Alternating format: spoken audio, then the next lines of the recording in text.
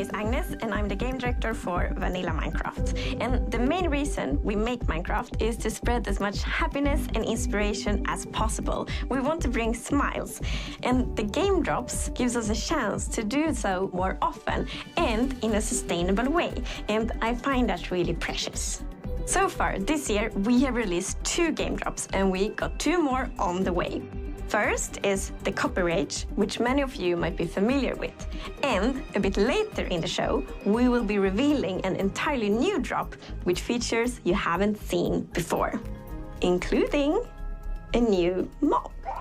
But more on that in a bit. First, let's take a closer look at the Copper Age, a drop you will be playing very soon. In fact, it's coming next week. Like many of you, the shells are one of my favorite features from the Copper Age. And when we first started to think about the concept, I was mainly excited about the very convenient hotbar swapping. But since then, we have seen players using it in so many creative ways we didn't think about, like furniture and lots of neat architectural details. I actually dusted off my very dear architectural dictionary to be able to talk about all these clever uses of the shelf. So I now know what words like entablatures, frieze, and pilasters are. But we don't have time for all this architectural terminology. Let's hear from our lovely devs.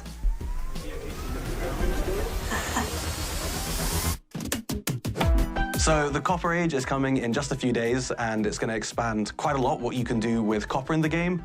Copper is abundant.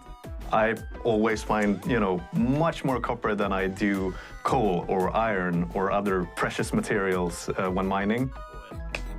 So we always saw copper as a decorative block, and that's exactly what players have been using it for. They've been building amazing statues and amazing cities, amazing buildings.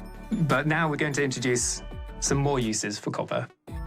Now we can use it to craft tools, armor, and also the copper golem, which I'm very excited about. It'll be the first mob made out of copper.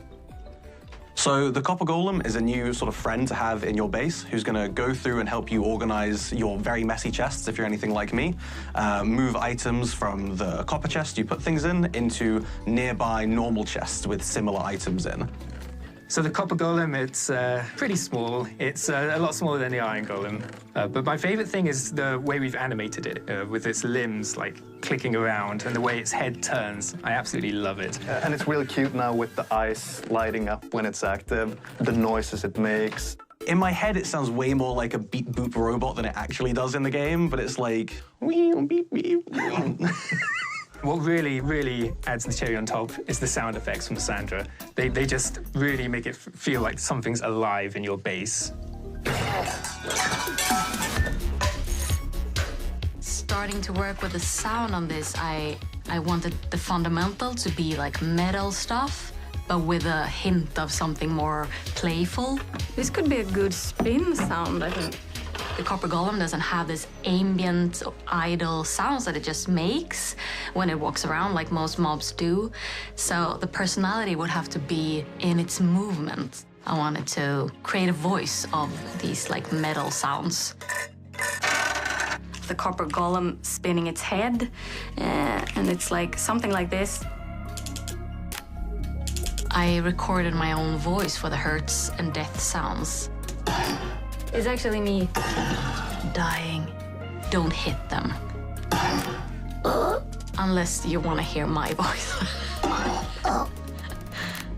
As the copper golem makes itself comfortable in your base, over time it's going to start oxidizing, turning into all the different copper states. And when it reaches the maximum oxidation, it will eventually freeze into place and turn into a statue. One neat thing that I know we both like is the fact that different statue poses will emit different redstone signals when you hook it up to a comparator.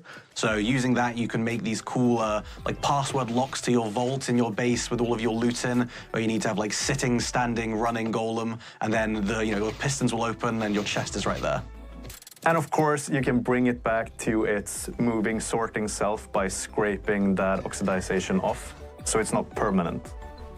There's more to this drop than just all the copper. We're also adding the shelf. It's a functional block where you can put items on display, and you can also, in its powered state using redstone, do like hotbar swapping for the first time in Minecraft. We wanted players to be able to display all their treasures and trophies, similar to an item frame, but then you'd always want to take those items down, so that's why we added the powered shelf for swapping with the hotbar. But players have not just been using it to display their items, they've been using it as decoration detail, and that's something that really took us by surprise. Yeah, a lot of people have been using the shelf as a building block. So seeing it being used as like part of these big constructs and, you know, for like skirting board around a wall, I think is building with a very like Minecrafty feeling to it. It's something that players have been craving for a long time. Yeah, a lot of good builds coming out with it.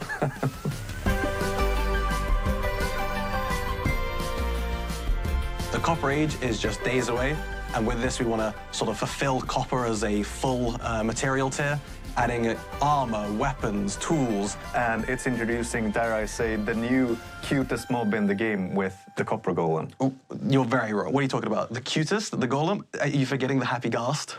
Oh yeah, I am forgetting the Happy Cast. That is a cute one.